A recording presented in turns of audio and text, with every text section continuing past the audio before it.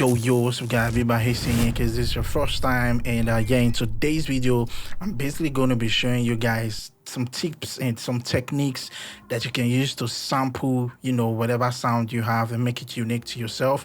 Let's just call these sampling tips and tricks. So yeah, without wasting much time, let's just get straight into the video. And yeah, we're trying to hit 10,000 subscribers before the year ends. So please make sure you click the subscribe button, like this video so more people get to see it. And without wasting much time, let's just get straight into the video.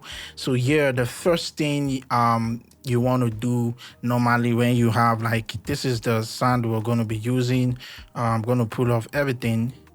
Yeah, so the first thing you do basically, this is what you hear for the sound.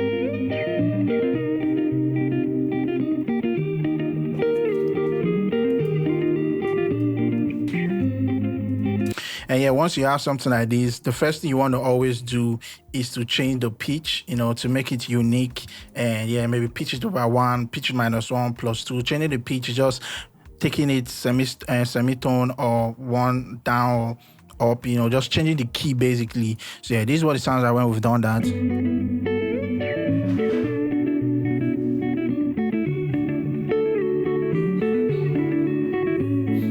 So another thing I like to do, because definitely I always bring in these guitars because I try to use them as inspiration, as a source of way of starting. I call them starters.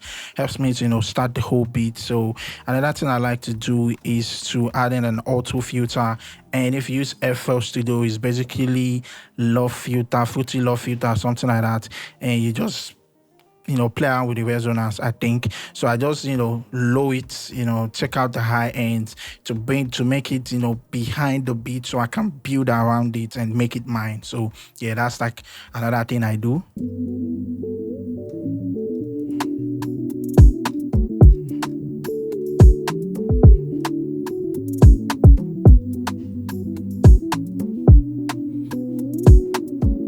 Another thing I can do is add in finisher micro, and this is just a VST plugins that have like a random effects that you can use on your samples.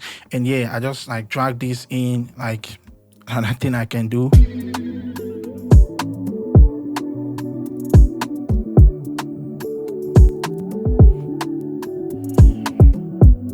You can see it's giving it an atmosphere and making the whole sample full. You can also play around and look for different presets.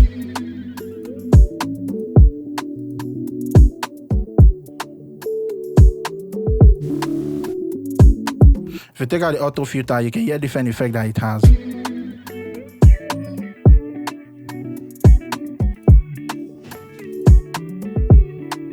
Auto pan, vibrator, final chorus, phaser,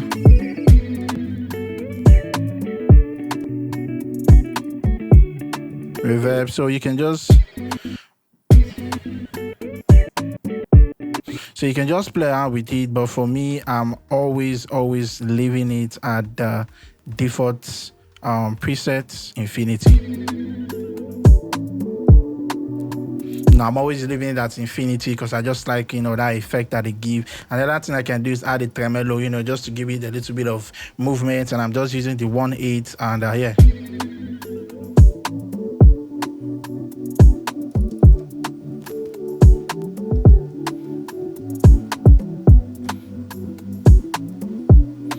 So another thing I can also do is, let me take up this tremolo, go into the sample.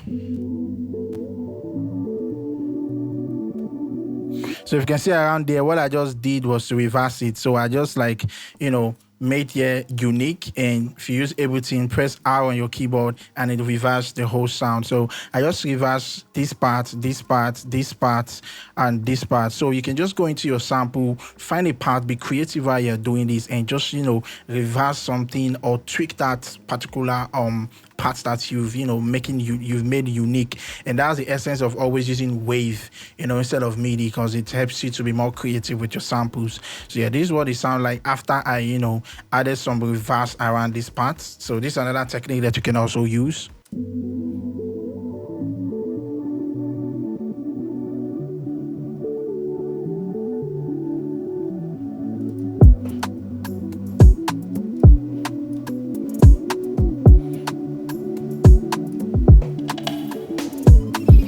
So yeah, another thing I do, for anybody that likes to slice, if you use Ableton, you want to use the simpler, and if you use FL Studio, Slice X. And for Ableton users, you're just going to come into the slice. Make sure you hit this and make it WAP so that it syncs to the key. Then I just basically use the 1 2 and play around with some chops, and this is what I was able to come up with.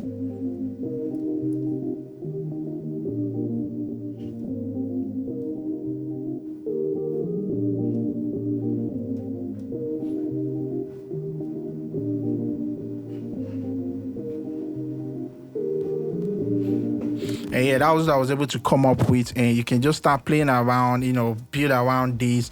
And I always leave my auto filter on for some reason, because I love it so much.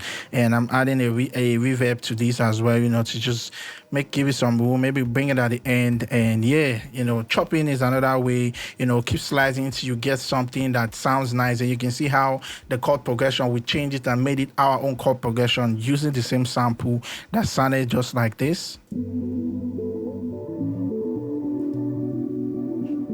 And I will chop it to give us this particular chord progression.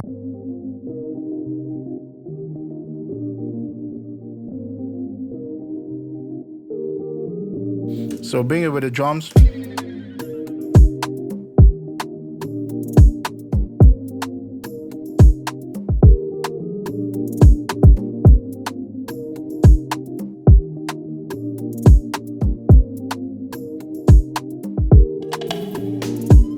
And yeah, as you can see, that is how we, play around and get what we are looking for. And yeah, I hope you learn 1 or 2 things from this. Just a quick video showing you guys how I manipulate and play around with my samples.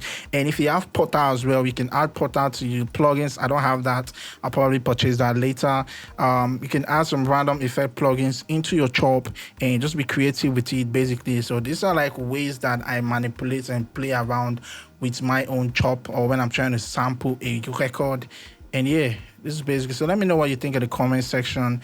Let me know what other videos you want to see. Yeah, and I'll try my best to make sure I do something for you guys. And like I said, we're trying to hit the 10,000 subscriber mark, so make sure you subscribe. Join the Telegram channel where I drop exclusive content as well. And yeah, just a quick video. And yeah, without wasting much time, I'll catch you guys in the next video. Remember to always stay productive. Peace.